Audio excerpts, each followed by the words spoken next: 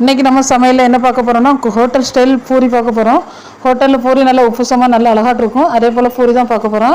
இன்றைக்கி நம்ம அதுக்கு தேவையானது வந்து 1 கப் மைதா மாவு எடுத்தோம்னா அதுக்கு 1/4 கப் வந்து கார்ன்ஃப்ளவர் மாவு, கொஞ்சம் கூட போட்டாலும் ஒன்றும் இல்லை, கொஞ்சமாக கார்ன்ஃப்ளவர் மாவு, அதுக்கப்புறம் தேவையான அளவு உப்பு, கொஞ்சமாக சீனி, அதுக்கப்புறம் சோடா உப்பு நிறைய போடக்கூடாது, கொஞ்சமாக போடணும். போட்டு கொஞ்சமாக எண்ணெய் சேர்த்து தண்ணி சேர்த்து நம்ம நல்லா விரவிக்கிடலாம்.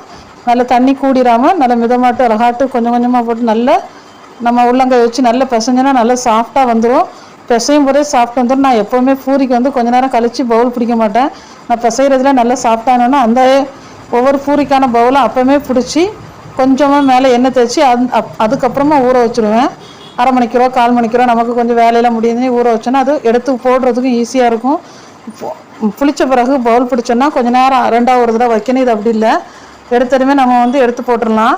கொஞ்சமாக எண்ணெய் தேய்ச்சிட்டு இந்த மாதிரி பூரிக்கு கட்டையெல்லாம் வேண்டாம், நம்ம கையாலேயே நல்லா சப்பாத்தி கட்டை வச்சு விரிச்சு விட்டுக்கிடலாம்.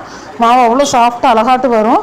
இந்த மாதிரி விரிச்சு விட்டுட்டு எண்ணெய் வந்து நல்லா சூடாகணும். சூடான பிறகு கொஞ்சம் சிம்மில் எண்ணெய் அடுப்பை வச்சுட்டு போட்டு எடுத்துட்டோம்னா அப்படி ஹோட்டலில் பொம்மி வந்த மாதிரி பூரி அழகாட்டு வரும்.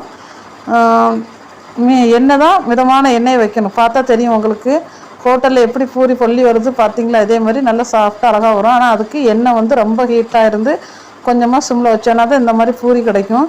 இதே மெத்தடில் ஃப்ரெண்ட்ஸ் நீங்கள் வீட்டில் செய்து பாருங்கள். ஹோட்டல் மெத்தட் நல்ல புதுசு பூரி கிடைக்கும்.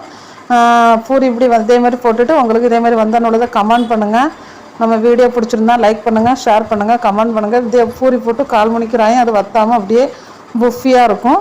இந்த மாதிரி வீடியோ பார்க்க நம்ம சேனலை சப்ஸ்கிரைப் பண்ணி வச்சுக்கிடுங்க.